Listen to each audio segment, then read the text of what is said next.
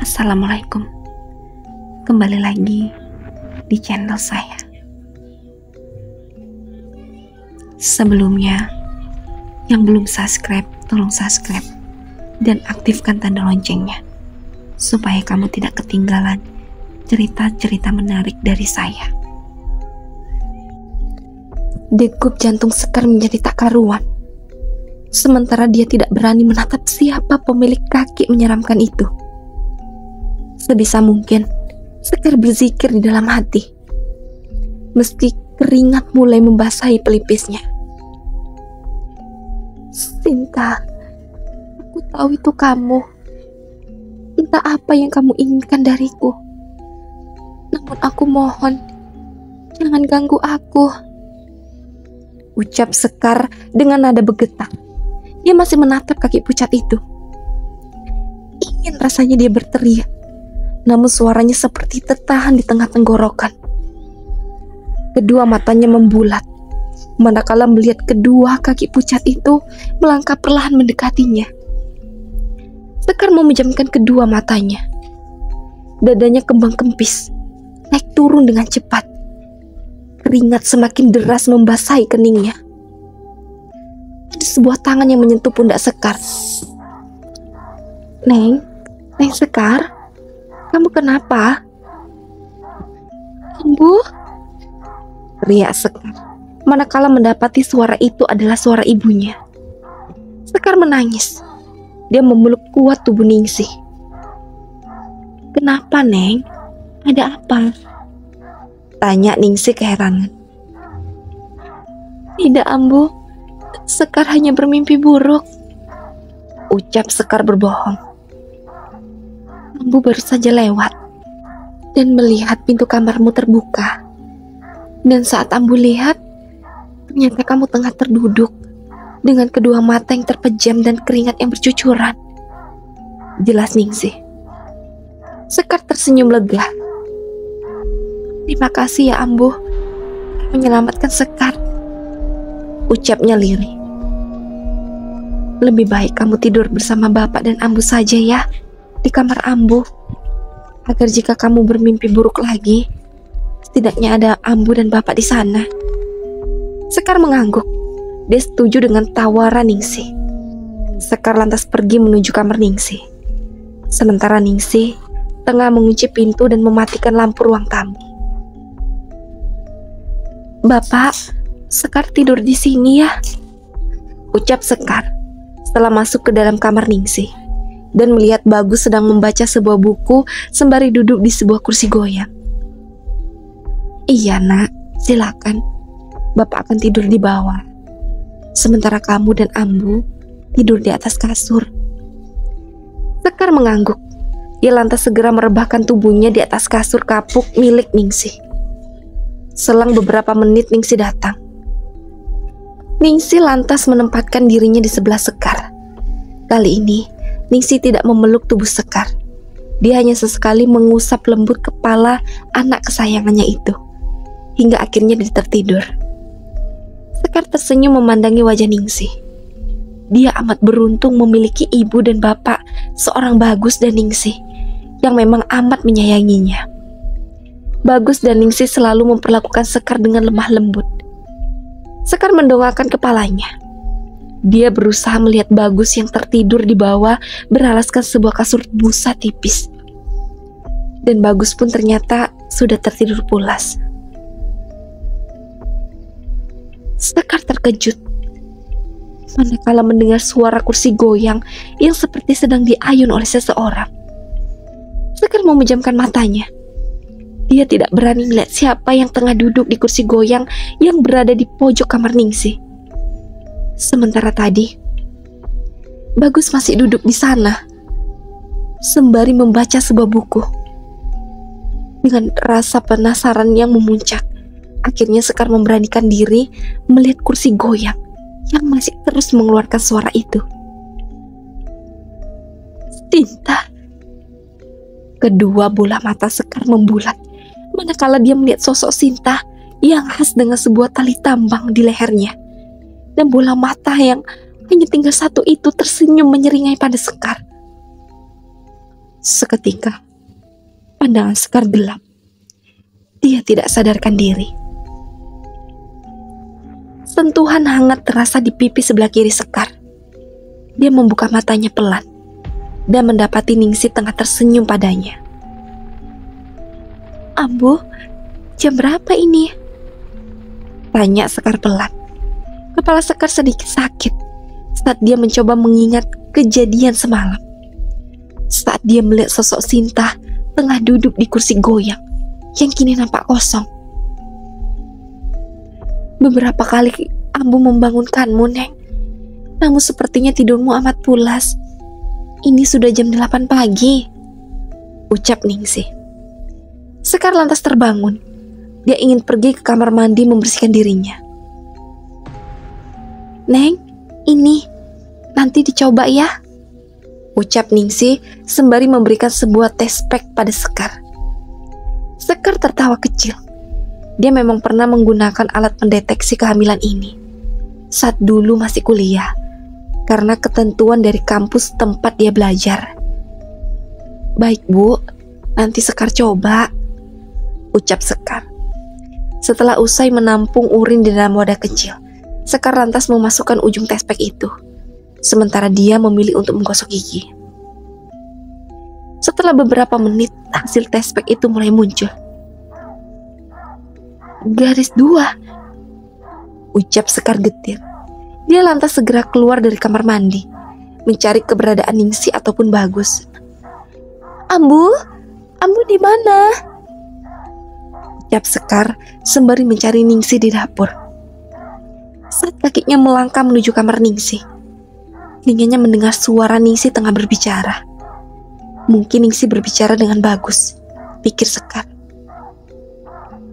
Ambu, ini hasilnya, Sekar hamil," ucap Sekar sembari berlari menuju ruang tamu. Satu-satunya tempat yang belum dia lewati saat mencari Ningsih.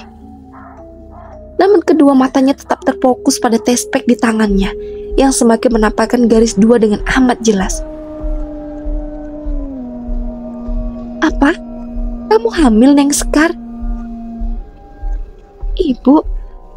Ibu Aminah," ucap Sekar bergetar. Manakala yang menjawab perkataannya ternyata malah Nyai Aminah, mertuanya.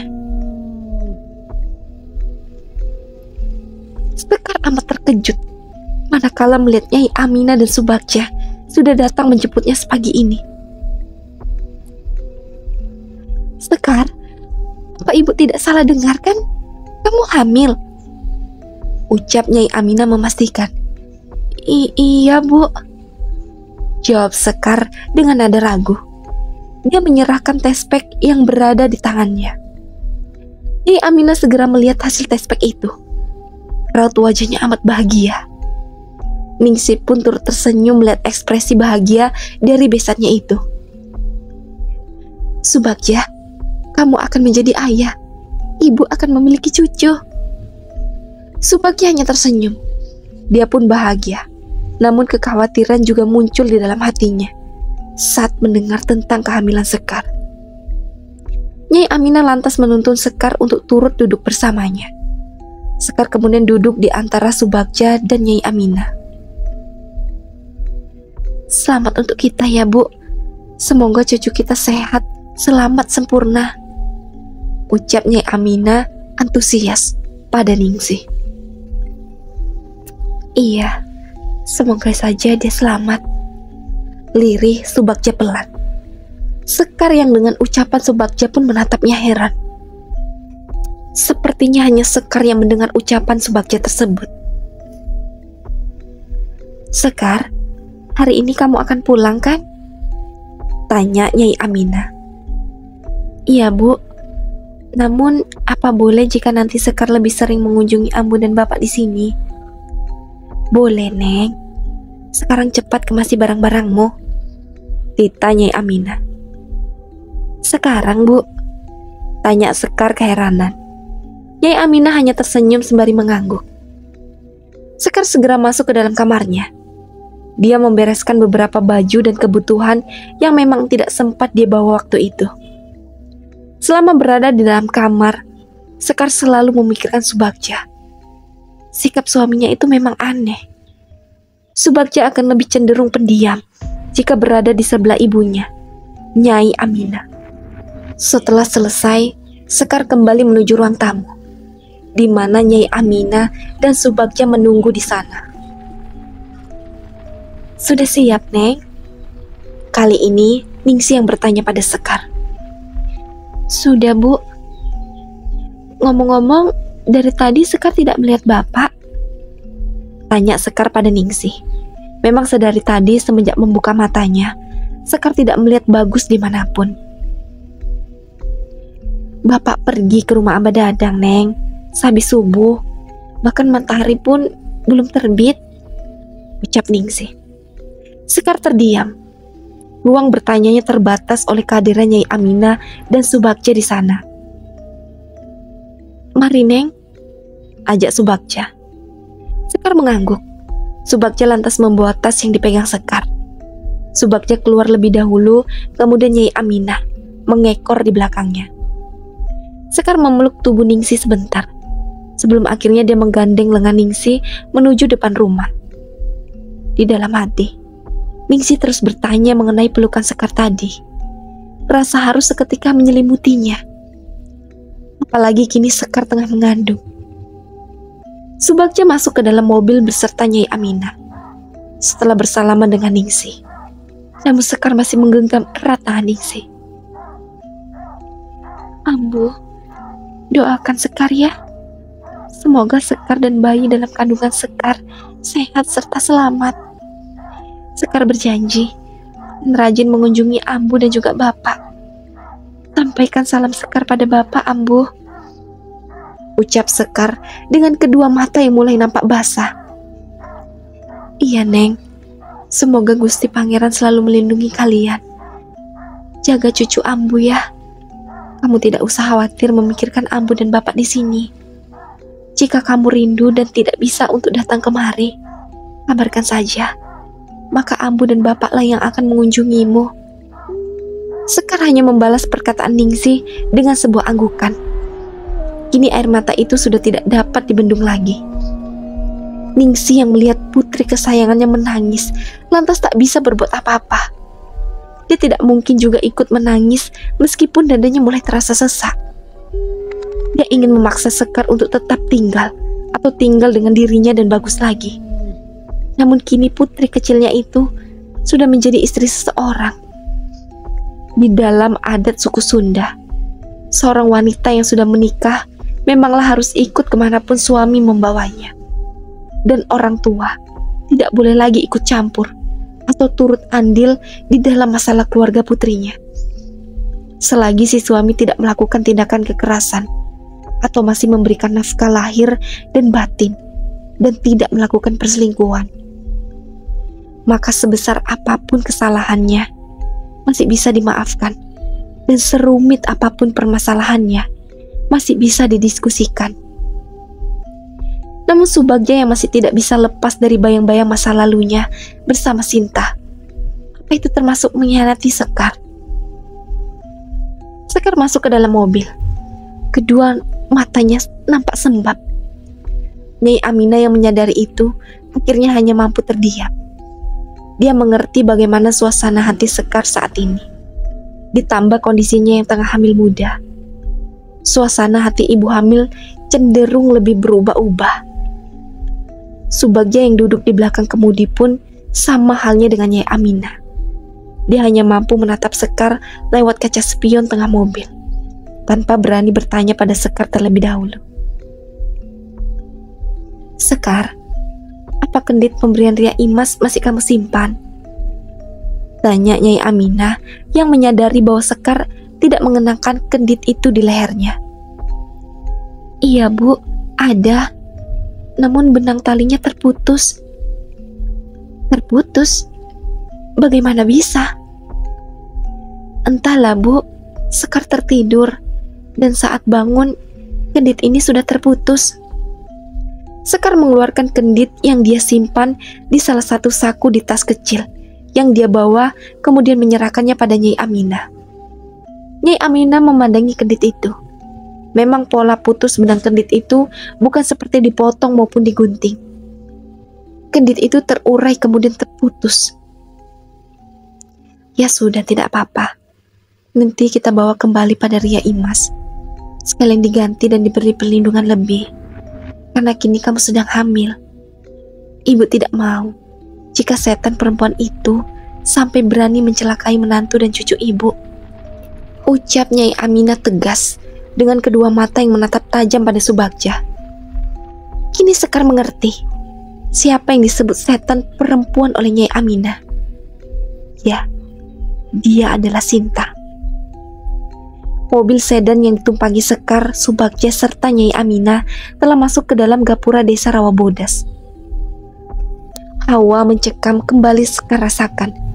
Berbeda sekali dengan suasana di rumah Aba Abdul.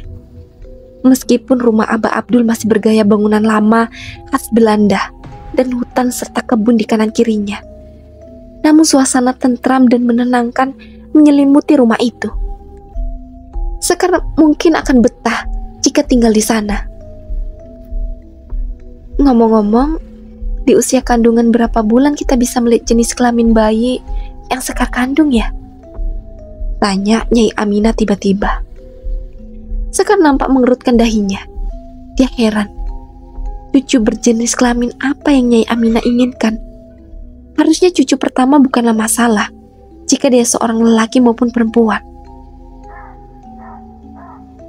Sekitar 4 bulan, Bu. Tapi jika ingin lebih akurat, di saat kandungan Sekar sudah menginjak usia 7 atau 8 bulan. Jawab Subagja. Nyai Aminah mengangguk.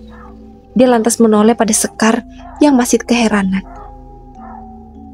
Ibu hanya penasaran. Mau perempuan atau laki-laki, itu bukan masalah. Ucap Nyai Aminah. Pada Sekar yang masih menatapnya dengan heran. Namun tetap saja perkataan itu tidak menghilangkan rasa curiga sedikit pun di dalam hati Sekar pada Nyai Aminah. Terlebih Jaka sudah mewanti-wanti agar Sekar berhati-hati terhadap mertuanya. Mereka sampai di rumah Nyai Aminah. Seperti biasa, Nyai Aminah tanpa basa-basi langsung naik ke atas, tepat di mana kamarnya berada. Sekar sendiri belum pernah naik ke lantai 2. Jika dilihat dari bawah, lantai 2 itu amat luas. Ada beberapa kamar dan ruangan di sana. Kamu istirahat dulu ya, Neng. Akang masih ada sedikit urusan di kebun. Jika kamu perlu apapun, mintalah pada Bi Warti di dapur. Akang janji akan segera kembali. Ucap Subagja setelah mengantar Sekar masuk ke dalam kamar. Dia lantas mencium kening Sekar dan tersenyum. Sekar mengangguk. Kini dia menatap Subagja yang mulai melangkah keluar kamar. Sekar merebahkan tubuhnya di atas kasur. Jam di dinding baru menunjukkan pukul 11 siang. Sekar masih terbaring. Dia ingin memejamkan kedua matanya, namun tidak dapat. Akhirnya Sekar memutuskan untuk pergi ke dapur, karena memang sudah masuk jam makan siang. Ketika Sekar datang, beberapa orang nampak berhenti sejenak dari aktivitasnya, dan mereka lantas mengangguk tanda hormat pada Sekar. Ibu di mana? Tanya Sekar. Maaf, Neng, ibu belum turun. Biasanya ibu akan kemari jika waktunya makan siang. Jawab salah seorang. Ya sudah, aku akan pergi memanggil ibu. Ucap Sekar dan lantas pergi. Sekar mulai menaiki tangga dengan hati-hati. Saat tiba di atas, kedua matanya membulat karena takjub dengan keadaan yang tersuguh di hadapannya. Sebuah ruangan bergaya khas Sunda dengan ornamen full kayu jati. Sekar mulai mencari di mana kamarnya Aminah di antara 4 pintu yang ada. Dia membuka satu persatu pintu itu. Pintu pertama merupakan sebuah kamar kosong. Kosong tanpa ada sebuah perabot apapun. Pintu kedua berupa sebuah gudang. Beberapa patung dan lemari besar nampak berantakan. Dan yang ketiga adalah sebuah perpustakaan kecil. Sekar tertarik untuk masuk ke dalamnya. Isi di perpustakaan itu merupakan sebuah buku-buku tua yang amat kotor. Sepertinya memang tidak pernah terurus. Brok, saat Sekar tengah asik memandangi buku-buku itu, sebuah buku nampak jatuh, tidak jauh dari tempatnya berdiri. Buku apa ini? Ucap Sekar sembari mengambil buku tersebut. Ternyata itu adalah sebuah foto kecil, berukuran seperti sebuah buku saku.